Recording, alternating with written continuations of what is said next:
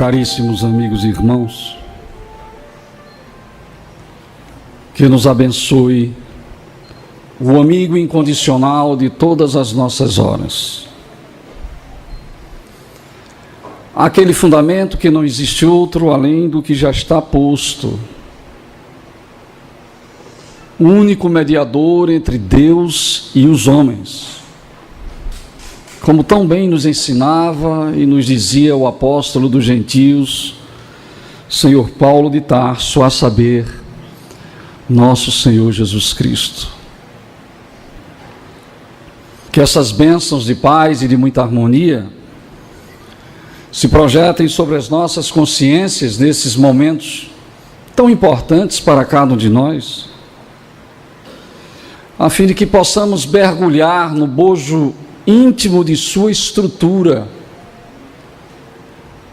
e lá descobrimos definitivamente as excelsas e sofismáveis e eternas leis de Deus, que lá estão localizadas. E descobrindo-as, possamos pô-las em prática no dia a dia de nossa existência.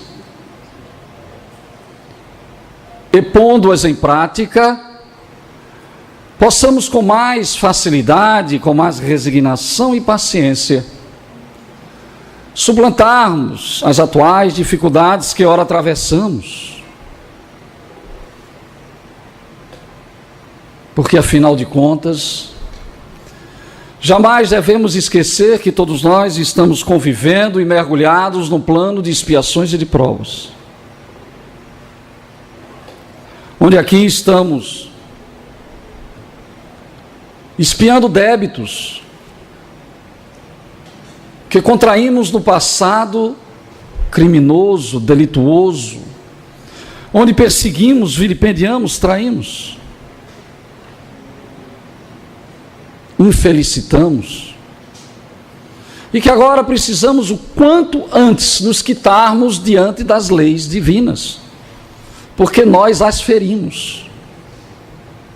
Fomos de encontro a elas. E através do débito, precisamos o quanto antes pagá-lo, ceitio por ceitio, porque deste cárcere só sairemos um dia em definitivo quando pagarmos até o último ceitio. E ao mesmo tempo nós estamos sendo provados. Provas estas que na maioria das vezes nós mesmos as escolhemos no plano espiritual antes de assumirmos uma nova indumentária física e uma nova encarnação. Provas necessárias, dificuldades que nós impomos a nós mesmos para nos auxiliar a acelerar esse processo evolutivo, a fim de que possamos seguir aquele convite que o Mestre nos fez, caminhando junto a Ele, naquele centro gravitacional do amor, e caminhando neste caminho maravilhoso, nessa estrada luminosa, podermos um dia definitivamente encontrarmos a paz e a felicidade. Que continue Ele a nos abençoar hoje e sempre.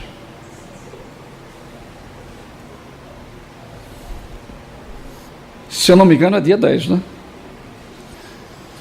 No próximo dia 10, esta instituição fará 77 anos de idade. Um pouco mais velha do que eu. Uma instituição que vem lutando para possuir o que ela possui hoje. E como ela lutou. E eu fui uma das testemunhas dessa luta. Porque aqui participei da mocidade. Na hora de assumir a presidência da mocidade, tive que viajar e assumir o meu primeiro emprego, passando 3 meses fora. Mas participamos ativamente desses trabalhos. E sentíamos de perto a luta renhida, esta luta que nunca deixou de existir aqui, Por isso hoje esse conforto maior. Um piso bonito, as paredes enfeitadas com as cerâmicas, os ventiladores. Cada tijolo desse foi muito suor para se adquirir. E que foram construídos não através de firmas contratadas, mas através da própria boa vontade daqueles que aqui compartilhavam desses trabalhos. Quantos aqui não passaram e deixaram-nos exemplos maravilhosos? Toda vez que eu entro aqui, nunca deixo de ter em minha memória pessoas como Fernando Vaz, Zé Maria, Vicente, Judite, Siqueira ou Silveira? Siqueira. Seu Otávio, Dona Ivanilde e tantos outros, que me desculpem eles que aqui estão presentes, não me lembrar, mas que certamente nos auxiliaram muito nesse trabalho de fazer com que essa instituição hoje seja esse oásis nesse deserto que é o mundo em que vivemos, oásis de amor, onde aqui jorra em abundância a água que vai transformar os nossos corações numa fonte cantante para a vida eterna, como dizia Jesus à mulher samaritana. Estamos todos de parabéns, porque essa instituição nunca sofreu solução de continuidade, porque teve à sua frente pessoas responsáveis, como continua tendo à sua frente pessoas responsáveis como o nosso querido irmão, e que sabe dessa responsabilidade ao assumir um posto de presidente. Portanto, fiquem vocês com um abraço muito apertado, fraterno, amigo de todos nós que fazemos a Associação Espírita Lar de Silas, situado à rua Doutor José Maria, 427 Rosarinho, e que tem os seus trabalhos semelhantes a estes às quartas-feiras de 20 e 21 horas. Está aqui há 5 dias, 77 anos. Hoje, este grande médium, senhor Divaldo Pereira Franco, faz exatamente 88 anos de idade. Ele se encontra enfermo, mas certamente é algo que vai passar. É uma pneumonia, tal, teve que voltar às pressas da Europa, de um trabalho extenso, como ele sempre fez, mas um dos instrumentos de propagação, de divulgação da doutrina espírita, um dos maiores instrumentos de divulgação da doutrina espírita, como tribuno, se não o maior, Divaldo Pereira Franco. Por tudo que ele fez, faz e certamente ainda fará por alguns anos. Fica aqui as nossas vibrações, nas nossas orações. Vamos nos lembrar desse grande irmão que, através das suas mãos amigas paternas, soube acalentar, consolar mais de 40 mil que ali passaram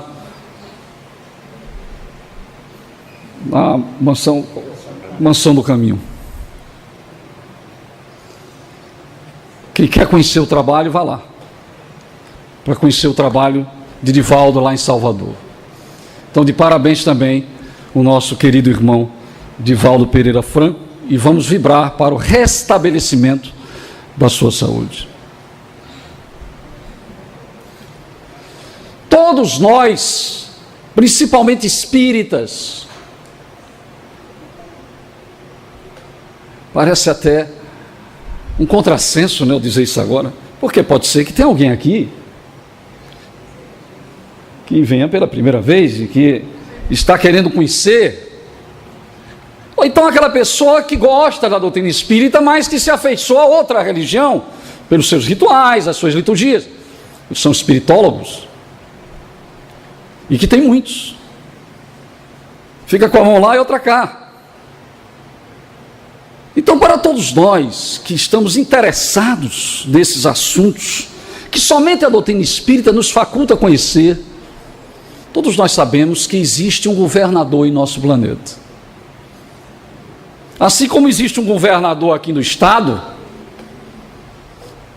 aqui em Pernambuco, em São Paulo, Rio de Janeiro, Minas Gerais, existe um governador também do planeta.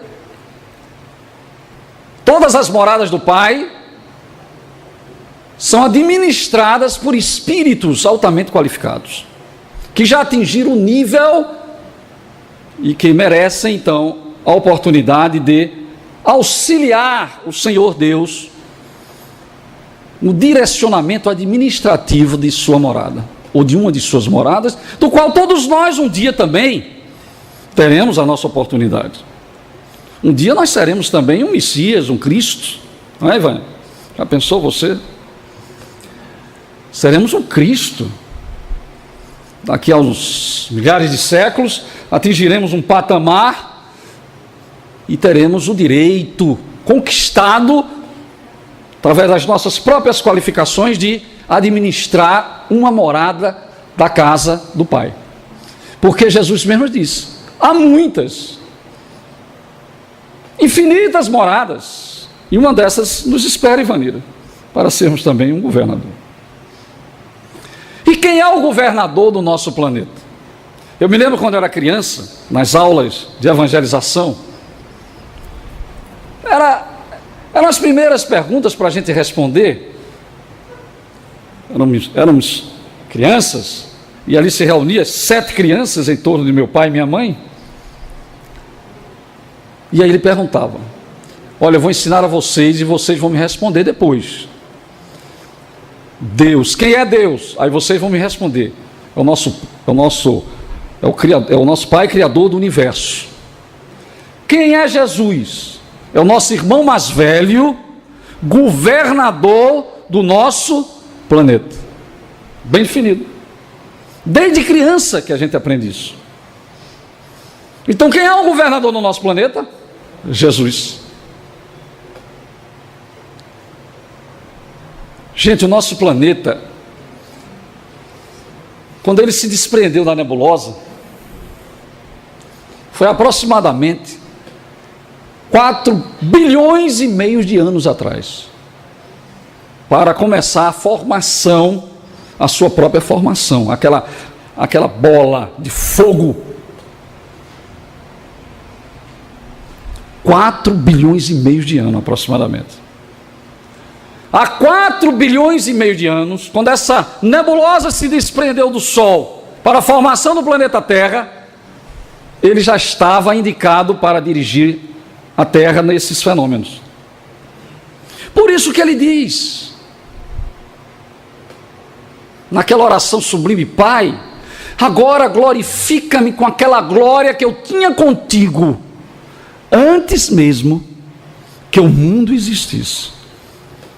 Antes da nebulosa se desprender do Sol, ele já era um espírito qualificado a tal ponto de poder dirigir e administrar uma das moradas da casa do nosso Pai. E lhe foi facultada essa grande responsabilidade de dirigir este planeta. O planeta Terra, o planeta azul. Mas naquela época era vermelho, né? Por causa era incandescente. Tudo o que aconteceu estava sendo dirigido por ele e seus assessores. Porque o espírito chega a um nível de evolução que ele domina a natureza. E Jesus fazia tão bem isso que confundiu até ele com Deus. Como muitas religiões ainda confundem ele com Deus, mas na realidade ele não é Deus. E ele foi muito claro em muitas oportunidades, quando ele diz o filho é o filho, o pai é o pai. Por que me chamas de bom? Bom só Deus o é. Pai, perdoai-lhes que eles não sabem o que fazem. Ele é muito enfático. Mas eles atingem um nível que pode dizer espíritos divinos, que estão tão próximos a Deus, que podem representá-lo em qualquer lugar que esteja. Como um grande diretor que ganha a confiança do presidente da fábrica, ele pode representar esse presidente em qualquer lugar que ele for, porque ele confia no seu diretor. Não é assim que acontece aqui na Terra? E isso foi confiado a Jesus. E um dia será confiado a nós também. E os anos se passaram, e quando o homem já estava apto a receber os lenitivos do alto, os chamamentos através das leis eternas e divinas, então ele planejou de tal forma que isso acontecesse a fim de poder orientá-lo nas suas conquistas, principalmente no que concernia a moralidade. Porque admitamos que havia muito embrutecimento, muita selvageria ainda naquele homem. Mesmo na época de Moisés, era muito selvagem ainda o homem. O homem sacrificava o seu próprio irmão em nome de Deus. Não era animal não, era o irmão mesmo. Era o próprio ser humano que era sacrificado, como Abraão foi fazer com seu filho. E que de imediato o Espírito disse: não, você demonstrou a sua fé e confiou em nós e confiou em Deus. Isso é uma demonstração de fé. Depois passou para os animais, o sacrifício de animais, e as coisas foram mudando, e hoje praticamente isso já está abolido no seio da nossa sociedade. Mas numa época difícil. Não pensem vocês que a época que Moisés veio foi uma época fácil. Então, através desse grande médium, que for educado dentro do palácio egípcio, e que aprendera e desenvolver as suas capacidades mediúnicas, porque eles estudavam isso, inclusive a reencarnação, aquilo lhe facultou e lhe facilitou muito o que ele iria fazer mais adiante, que era justamente subir a um monte chamado Sinai, e ali, depois de 3 dias e 3 noites em jejum e oração, receber aquilo que a humanidade naquela época estava precisando, e que ainda precisa muito, apesar dos 3.500 anos passados, e que ainda não pratica, se aqui analisado um a um. E recebe os 10 mandamentos, as primeiras leis de Deus para a humanidade.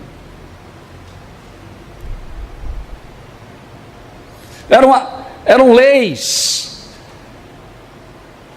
de um pai para filhos ainda na idade de criança, infantis, para chamá-los à atenção de que você não deve fazer isso nem aquilo, deve respeitar isso, evite aquilo lá, porque se você fizer, aí vem os mandamentos.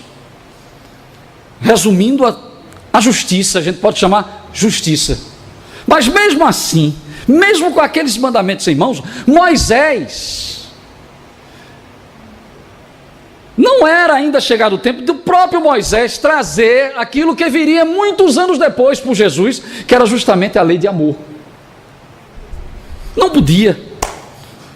O povo ainda era muito embrutecido para compreender aquilo que Jesus iria trazer 1.500 anos depois.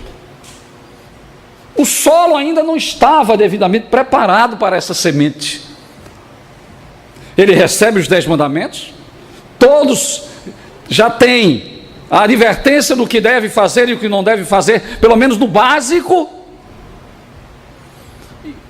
E somado a isso, Moisés também coloca outras leis, como legislador, leis ferrenhas que tinham que ser, por conta do povo ser muito embrutecido, muito animalizado. Olha, se hoje se mata com a facilidade que a gente vê, imagine naquela época. Só não olhar para você, não gostar, e matava com a maior facilidade. Destruía. Aí surgiu aí mais a edição. Para se respeitar a vida alheia, então vamos nos utilizar da pena de talião.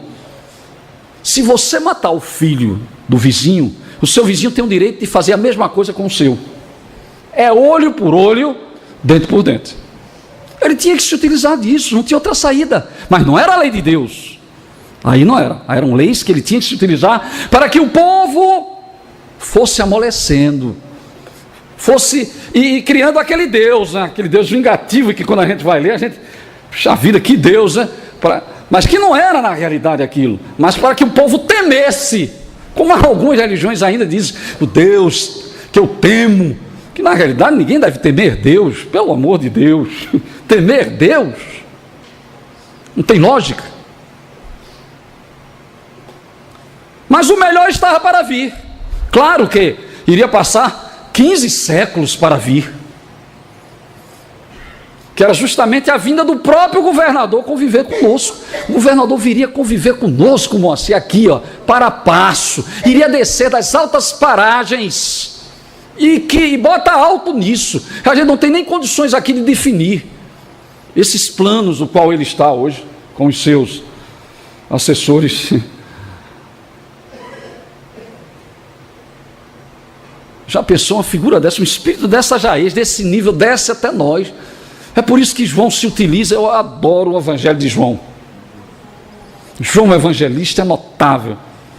E o verbo de Deus, a representação de Deus, aquele que vinha trazer a palavra de Deus, a representação maior do Pai entre nós, se fez carne e habitou entre nós.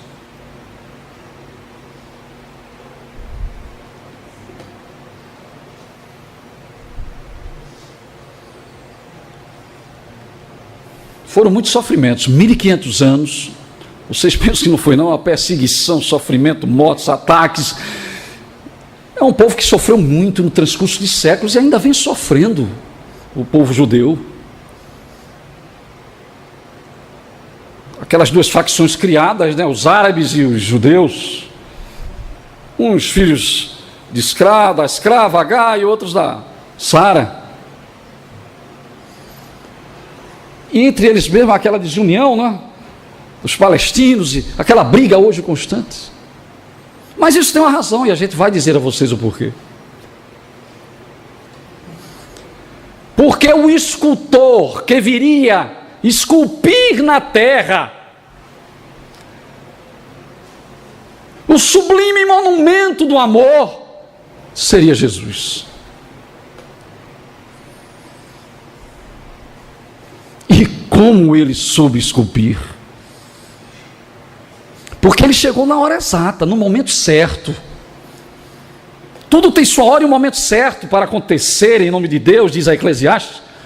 Nada acontece assim a bacarrota, não. Ele sabia que aquele era o momento azado, propício. O campo estava devidamente preparado para receber a sua semente. Agora é por isso que ele veio. Mesmo sabendo e já preparando há muitos séculos, através dos profetas, todas as consequências que ele iria sofrer, mediante ainda essa ignorância que persistia.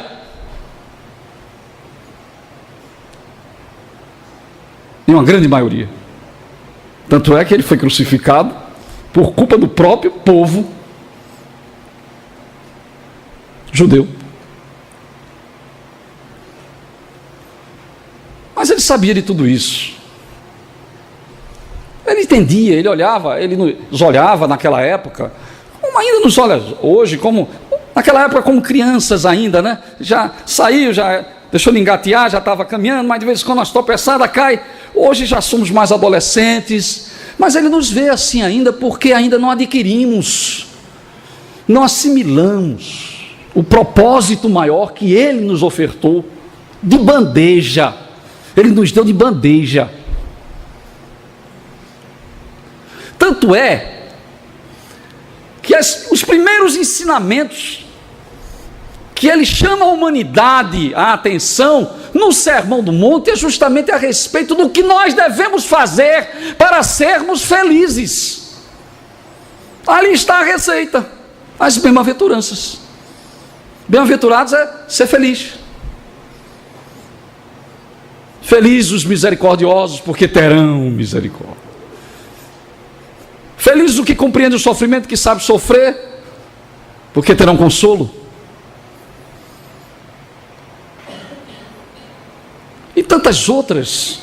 Por isso que ele inicia, porque ali está a plataforma de todo o seu evangelho, de toda a sua tarefa, de todo o seu ideal. Quem quer ser cristão tem que estar sempre pondo em prática os mais de 110 versículos do Sermão do Monte. Por isso que quando ele termina o sermão, o que é que ele diz?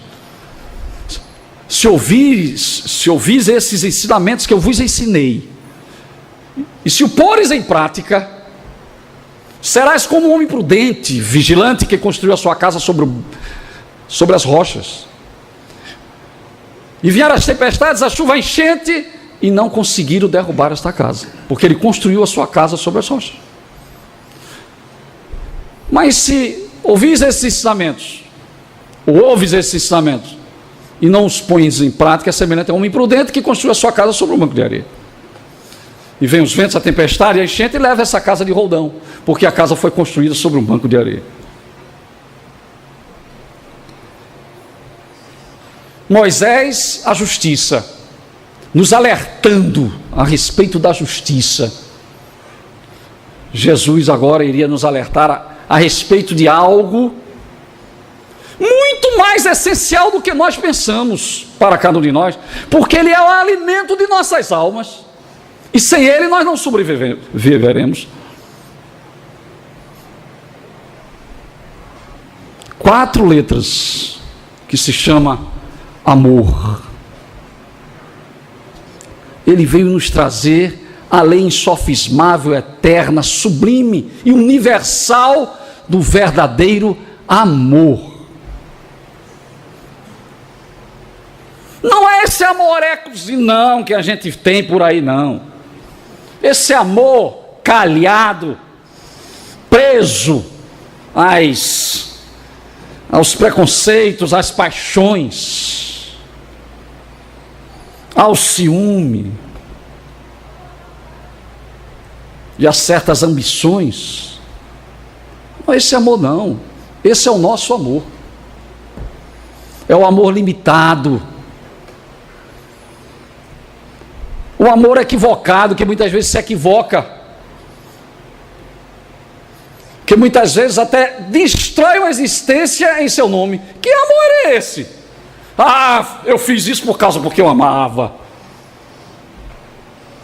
Ninguém destrói outra pessoa por amor. Isso não existe. É justamente ao contrário. Você soergue, você levanta, você recupera uma pessoa, e só pode recuperá-la se você tiver amor.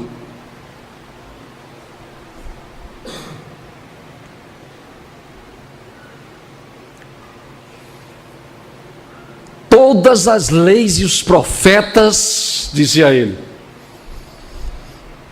estão contidas em 2 mandamentos.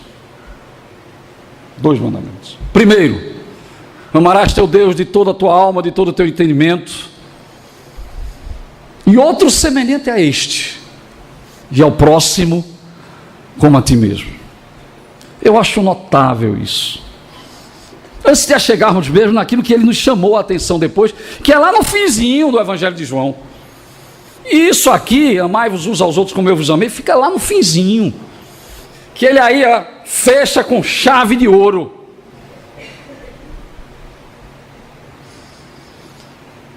Amar a Deus sobre todas as coisas. Por que eu tenho que amar a Deus sobre todas as coisas?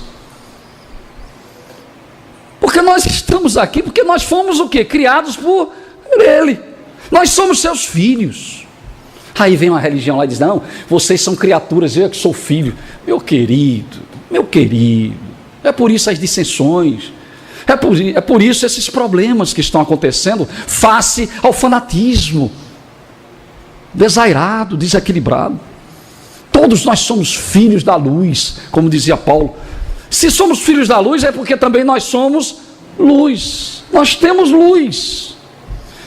Senão Jesus não teria dito também, lá no início, depois da bem-aventurança, brilhe a vossa luz.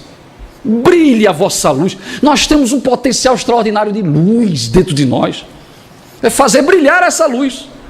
Agora ela só vai brilhar se nós começarmos a exercitar o que Ele nos deixou em forma de orientação, calcada integralmente na lei eterna do amor.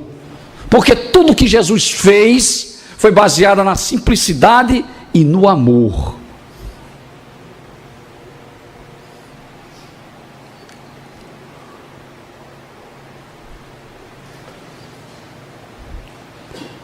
Inspirados nisso, nós temos belíssimos ensinamentos dos que seguiram a Jesus depois, os seus apóstolos, o próprio Paulo. Paulo dá uma declaração sobre o amor notável, né? 1 Coríntios 13:1 é notável. Eu não vou aqui falar não, porque aí seria outro simpósio. Aí seria um simpósio falar sobre aquela declaração sobre o amor, da caridade que Paulo nos dá, mesmo que eu falasse a língua dos homens e dos anjos e etc e tal, né? Aí vem Pedro e diz, olha o que Pedro diz: o amor, somente o amor, vocês sabiam, cobre a multidão dos pecados. Isso é que eu acho notável. Somente o amor pode cobrir uma multidão de pecados.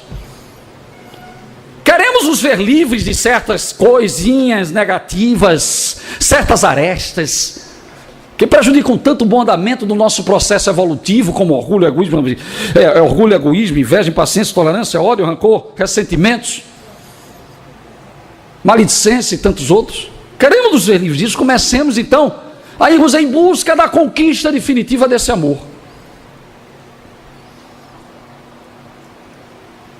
O amor sincero e verdadeiro do qual Jesus nos ensinou.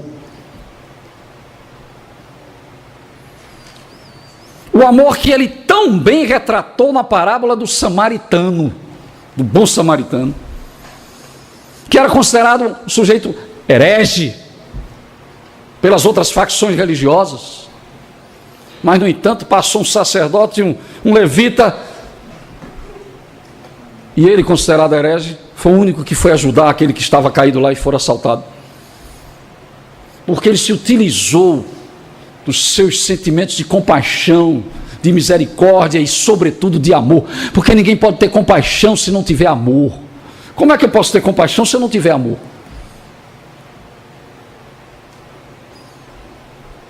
Aí, outra definição, eu adoro João é fantástico, João Evangelista, ele resume muito bem, ele define Deus, Deus é amor, pronto, acabou-se. Pronto, Deus é amor. Agora, mais uma vez, não é esse amor não nosso, viu, limitado, esse amoricozinho que a gente tem, não, egoístico, destruidor, envolvido de problemas passionais, ciúmes e etc e tal. Não é esse amor não, é um amor bem diferenciado, esse que Jesus nos deixou.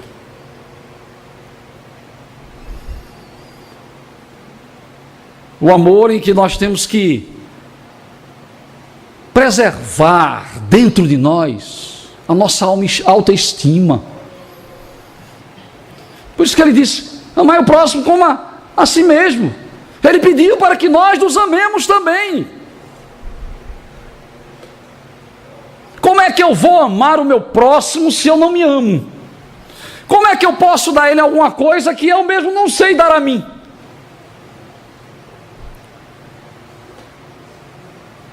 Eu tenho que me amar. E o que é amar-se? É zelar por si, é respeitar-se, é evitar coisas que prejudiquem o espírito e o corpo, tanto no pensamento, palavras e atitudes. Se afastar dos vícios, boas conversas agradáveis, bons pensamentos, vibrações. Arregaçarmos as mangas e irmos trabalhar em prol de alguém que precisa antes que ele venha nos pedir, porque eu sei que ele está precisando de mim. E começar a exercitar isso, que a doutrina espírita tem seu frontispício, fora da caridade não há salvação. A caridade. Porque a caridade nos leva a compreendermos o nosso próximo, a começarmos a ter esse amor que Jesus nos ensinou, através da benevolência. Tanto auxiliando a matar sua fome e a vestir o seu corpo desnudo, como principalmente a acalentar as suas dores morais, a fortalecer o seu interior e a ensiná-lo aquilo que estamos procurando exercitar: amar-se. Não é amar-se como Narciso se amou, não. Olhou assim pelo espelho, o reflexo da água, e disse: Mas que homem belo, belíssimo. E começou a ver, belíssimo, terminou. Porque a vaidade leva a isso, a loucura também. Não brinque não. Me olho sempre no espelho, também me acho, mas não estou louco não.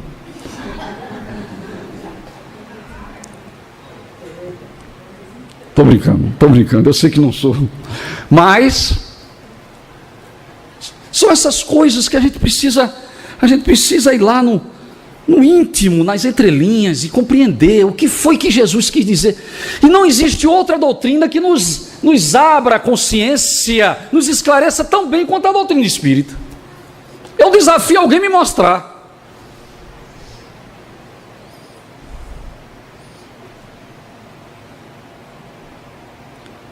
Hoje eu estava lendo um artigo, vocês vejam, eu não sei, rapaz, olha, é por isso que dizem que o Espiritismo não será a religião do futuro, será o futuro das religiões, todas haverão de ter os mesmos princípios, porque estão na natureza e todos terão que absorver.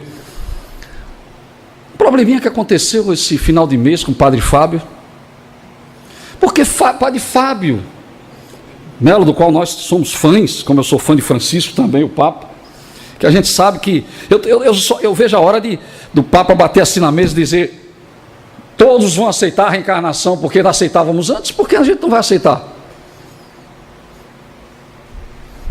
E que Deus é esse? Como é que a gente pode ter Deus justo sem a reencarnação?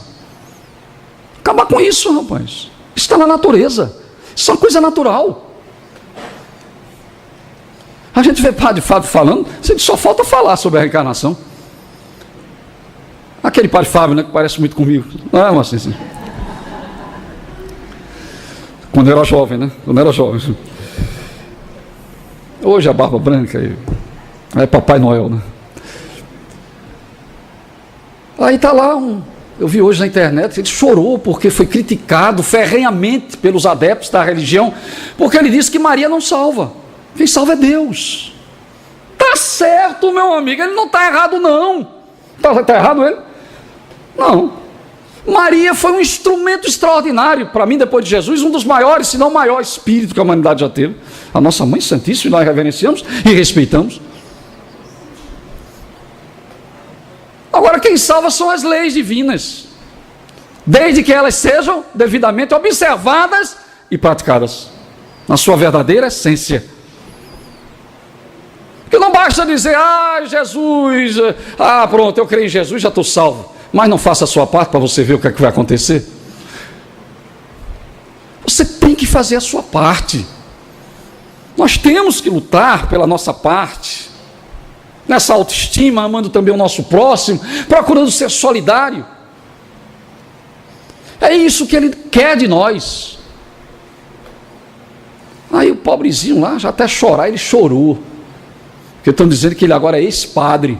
Eu estou doido que mande ele para a doutrina espírita para começar a falar nas tribunas. Ou como a gente vai aproveitar, hein? Porque ele tem conhecimento e capacidade. E ele deve ler muito. O Livro dos Espíritos deve estar na cabeceira dele, como muitos, e a maioria tem. Eu me lembro de meu pai lá, São José da Coroa Grande, foi minha mãe naquela época e tal, mais novos, passar umas férias, e conheceram lá o cônego, né? Um cônego que estava lá de visita, era italiano, e falando isso e tal, ele se revelou espírita, meu pai, e conversa vai e vem, ele disse, eu vou lhe dizer uma coisa, vou confessar uma coisa ao senhor, eu tenho esse livro, o Livro dos Espíritos. Quem é que pode fugir dessa realidade hoje? Hoje nós vemos sermões que você fica de olhos, eita, fala rapaz, vai, fica torcendo para dizer, mas não diz, claro que eles não podem dizer, senão são expulsos. Existe muito, a parte ortodoxa da coisa, né? Existe ainda muita coisa ferrenha ainda mas já estão muito mais abertos a isso. Essa união maravilhosa, imagine vocês um dia, você ser regido apenas por uma religião, que é o amor, meu amigo. Você ser regido pelo amor.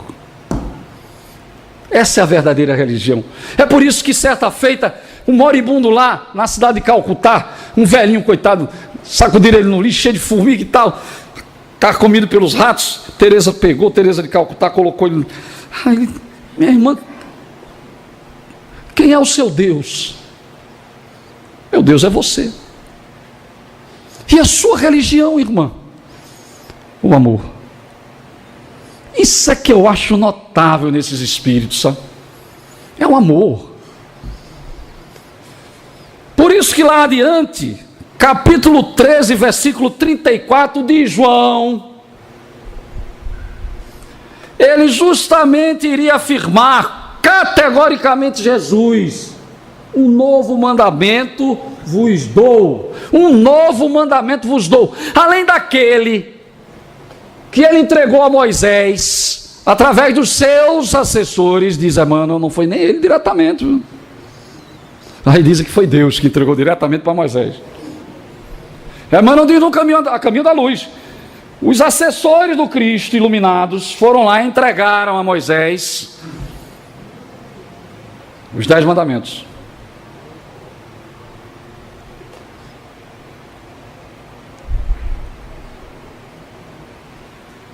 E ali eram 10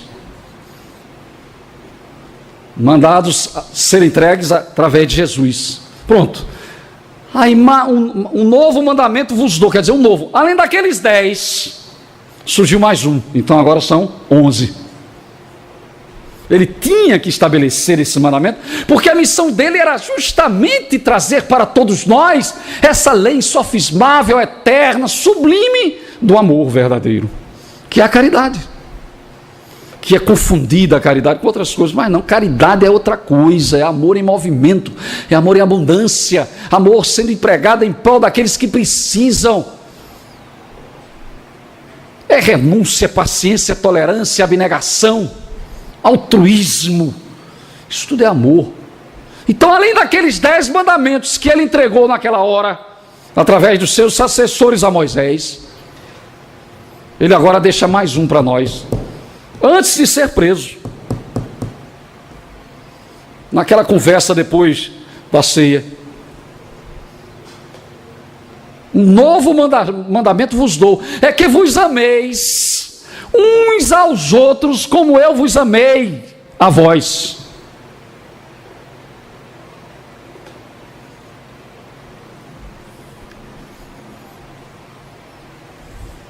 E como foi que Jesus nos amou? De que forma ele nos amou? Qual a sua postura diante de nós? Deu a sua própria existência para todos nós, mas não é por causa disso que estamos salvos, não. Fazia parte do seu missionato isso aí, mas o mais importante nem era isso.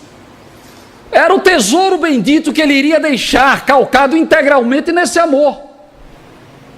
Então queremos amar como Jesus nos amou, pelo menos temos que começar a exercitar. Eu sei que não é fácil amar como Jesus amou, mas temos que começar. Nas mínimas coisas, temos que começar. Fazendo aquele exercício, a gente tem uma formiguinha assim na mesa, pega ela assim, bota um papelzinho, bota ela lá fora.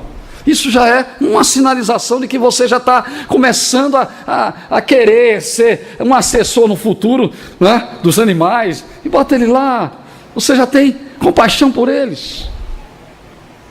Eu tenho um amigo que, quando ia no banheiro e tal, via uma formiga lá dentro do aparelho, ele pegava lá, fazia um negócio de papel assim, tirava ela e botava lá fora, porque ele se sentia como se fosse ele se afogando ali dentro.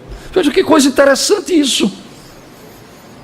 A gente, essas coisas pequenininhas, que certamente vai desenvolver em nós a robustez necessária para praticarmos as maiores. Para Teresa fazer o que ela fez lá, amparando mais de 50 milhões de pessoas, numa grande maioria leprosas e doentes, Teresa de Calcutá, não foi da noite para o dia, não. Ela exercitou muito isso no transcurso de séculos. Não é da noite para o dia que a criatura faz algo assim, não, como Irmã Dulce mesmo, quem não assistiu o filme assista, que é belíssimo. que não tem limites. O amor não tem limites. A pessoa doente, já se possuir a 35% da respiração, os médicos diziam, olha, essa noite ela não passa. Quando ia olhar para a cama, ela não estava mais, já estava nos alagados, saía correndo do hospital para ajudar aqueles que necessitavam. Não tem fronteiras. Agora, é preciso a gente ter consciência disso. Eu estou me lembrando muito dela agora, não sei porquê. Eu me lembro de outro exemplo dela, quando um estrangeiro daquele chegou, né? Aí ela abraçou um leproso, ele ficou. Aí depois ela veio conversar com o pessoal, aí ele disse, irmã, nem que me desse $1 milhão eu abraçaria um leproso desse. Ela disse, eu também não, porque eu faço de graça. Eu achei isso notável. Isso é amor, não é, Ivanê? Isso é que se chama amor. Amor é você ver nas criaturas o seu verdadeiro irmão. Mas é a irmandade mesmo, porque às vezes não tem nem irmandade, muitas vezes não existe nem irmandade dentro de um próprio lar consanguíneo. A gente sabe disso, por conta de problemas que a gente reconhece vinculados ao passado. Mas a irmandade que eu falo é aquela irmandade que você às vezes tem mais lá fora do que tem dentro de casa. Tem criaturas que você é muito mais irmão dela lá fora do que era dentro de casa com seus irmãos. Essa irmandade que precisamos desenvolver a partir dentro dos nossos lares. Por que a gente nos desenvolve? Porque a intimidade é muito grande, a gente tira as máscaras e diz o que quer, e faz o que quer, e termina magoando. E ninguém gosta de ser magoado, porque todos nós somos detentores do orgulho terrível. E muitas vezes a criatura basta ser ferida uma vez, para passar a vida todo dia se lembrando disso. E por conta disso não perdoa. E fica aquele nhenhenhen, não, você fez isso, nhenhenhen. Por quê? Isso é falta de quê? Falta de amor. A gente vê o amor surgir mesmo, em abundância, em momentos como esse agora, lá no Nepal. Aí eu fico todo arrepiado. Lá no Nepal, lá no Himalaia, como foi o caso do tsunami, lá na Indonésia, e tantos outros cataclismas terríveis, onde as criaturas se condoem. Aí sim, elas despertam e dizem, mas meu Deus, ele é meu irmão.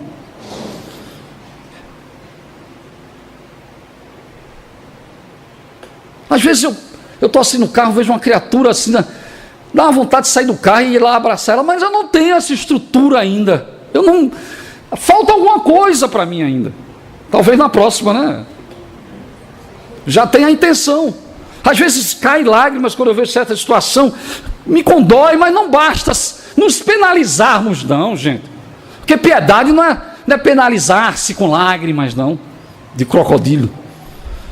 Penalizar é apiedar-se, é munir-se de forças abastecidas pelo verdadeiro amor, arregaçar as mangas e auxiliar como o samaritano fez. Isso sim se chama apiedar-se. É ver naquela criatura o seu verdadeiro irmão. Ou como os grandes missionários, ver nas criaturas Jesus. Teresa via, mas irmã, por que você faz isso? Porque eu vejo Cristo naquele velho, naquela senhora. É ele que está me pedindo ajuda. Se fizeres a um dos meus pequeninos, dizia ele, é a mim que eu fazeis. Então vamos começar, vamos pegar as bem-aventuranças, vamos pegar o Novo Testamento e vamos pegar esses ensinamentos que ele se dirige mais diretamente assim ao amor, nos convida à prática do amor. Ele diz, eu sou o caminho, a verdade e a vida. Tudo isso se chama amor. É feita a definição de Deus. Quem é Deus? Pergunta o Sr. Kardec na primeira pergunta do Livro dos Espíritos. A inteligência suprema, causa primária de todas as coisas. A pessoa, não, rapaz, por que não disse o amor supremo? Porque a inteligência, o amor já está inserido naquilo que se chama inteligência, bem empregada e bem direcionada. Quem é inteligente sabe amar. E quem ama é inteligente. não perde aquilo que está junto dele e que ele precisa desenvolver e unir cada vez mais através da sua própria fraternidade e solidariedade. Quantos perdem as oportunidades de estar convivendo com pessoas tão maravilhosas e por conta de não se utilizar da capacidade do raciocínio, da razão, vinculada ao sentimento do amor, deixa-se apenas se levar pelo sentimento, pelos sentidos. Aí destrói integralmente um lar que foi tão bem planejado no plano espiritual, pulando as cercas da vida, como a gente sabe. E eu alerto e vou alertar mais uma vez: cuidado com as cercas de hoje. Eu não vou alertar homens mais não, porque isso quem faz hoje é homem e mulher. Porque as cercas de hoje, doutor Moacir, elas são eletrificadas. E além do mais, lá embaixo tem um pitbull, um Rottweiler esperando. Brinque. Aí você destrói, gente, algo que foi tão carinhosamente planejado, uma família, uma estrutura, por conta de sentimentos distintos ainda, não dominados, não bem disciplinados. E quando ele abre os olhos e diz, meu Deus, aí chega a velhinha e diz, por que eu perdi aquela criatura que era tão maravilhosa para mim? Existem muitos velhinhos assim arrependidos. Porque faltou amor, meu amigo. Porque amor não é sexo, não. O sexo é um complemento para quem sabe amar. E ele só é realizado em sua plenitude quando se ama. Onde vem o suprassumo da satisfação maior. Se for feito, se desviando desse processo, com irresponsabilidade, vai para um lado e outro para o outro, irritados e acompanhados de elementos profundamente negativos. É o que está acontecendo na sociedade. Por isso que muitos estão marcando carreira e se atirando das varandas de nossa cidade. Por quê? Por conta dessa estrutura que está faltando. Por conta dessa estrutura, que é o amor. Está certo, a gente não pode amar como Jesus, mas é um ideal que ele estabeleceu para nós. Para sermos perfeitos, tal qual o Pai é, como ele dizia, sendo perfeitos como perfeito é o vosso Pai que está nos céus. Então vamos começar a buscar esses ensinamentos e pô-los em prática, desde as mínimas coisas até as maiores, porque se fores fiel no mínimo, serás no muito, dizia ele, porém se fores injusto no mínimo, serás no muito. Sujeito que olha assim, não era de 10 centavos, não é dele, está lá na casa de um amigo e tal, ele tira, está ali em cima, ele bota no bolso e leva. Quando ele for diretor um dia, ele vai entrar no Lava Jato. Mas vai facilmente. Porque ele já tinha o hábito. E o hábito faz o monge. O péssimo hábito de tirar as coisas. E quem tem moral não faz isso. Moral e bons costumes. E é isso que Jesus quer de nós, gente. Vamos unir as nossas forças. Nós espíritas temos uma grande responsabilidade de exercitarmos esses sentimentos da melhor forma possível, dentro das nossas limitações, sabemos, mas se cada um fizer a sua parte, certamente haveremos de mudar este mundo, através do exemplo, tal qual fizera aquele pequenino pássaro, que observando a floresta em chamas, não deu outra, voou em direção ao lago próximo, mergulhou, encharcou o seu pequenino corpo de penas, voou em direção às chamas, balançou as suas asinhas, mas tal qual, antes que as gotículas caíssem para aliviar o sofrimento da irmã natureza, se evaporava mediante a alta temperatura do ambiente. Mas ele continuou naquela tarefa, indo e vindo em defesa da irmã natureza, até que um pássaro maior intercepta-o e abordando lhe diz, meu querido irmão, não estás vendo que jamais apagarás esse fogo sozinho? Estás cometendo atitude idiota, imbecil. E ele humildemente responde-lhe dizendo, pode ser que eu não faça, meu querido irmão, mas cumprirei, se possível, até a morte, defender a irmã natureza, que em tantos momentos nos agasalhou em nossos ninhos reconfortantes nos galhos das árvores que agora padece através das chamas destruidoras. E continuou naquela tarefa, indo e vindo em defesa da irmã natureza, até que observado por milhares de pássaros que ali passavam, que atentando para o exemplo do pequenino pássaro, resolveram segui-lo. reuniram-se num milhão de revoada, mergulharam no lago próximo, encharcaram seus pequeninos corpos de penas, voaram em direção às chamas, balançaram as suas asinhas. Uníssonos, conseguiram definitivamente apagar as chamas que abrasavam a irmã natureza. Portanto, no dizer do Espírito de verdade, espíritas, amai-vos, eis o primeiro ensinamento. Instruí-vos, eis o segundo. Façamos dessas admoestações carinhosas do Espírito de verdade, conselhos que robusteçam as nossas asas, do conhecimento e do amor, e semelhantemente aqueles pequeninos pássaros, possamos nos situar em torno do Evangelho renovador de nosso Senhor Jesus Cristo, tal qual estamos agora, procurando captar os ensinamentos em forma de água bendita em nossos corações, transformando-os numa fonte cantante para a vida eterna, tal qual ele dissera à mulher samaritana, para que no dia a dia de nossa existência, possamos, através da prática fiel a esses propósitos, fazê-la respingar as consciências de todos que convivem conosco, que convencidos possam um dia, quem sabe, aqui também estar diante desse banquete espiritual e alimentar as suas almas com Jesus, por Jesus, para Jesus. Que Ele nos abençoe hoje e sempre. Paz e harmonia é o que desejamos a todos.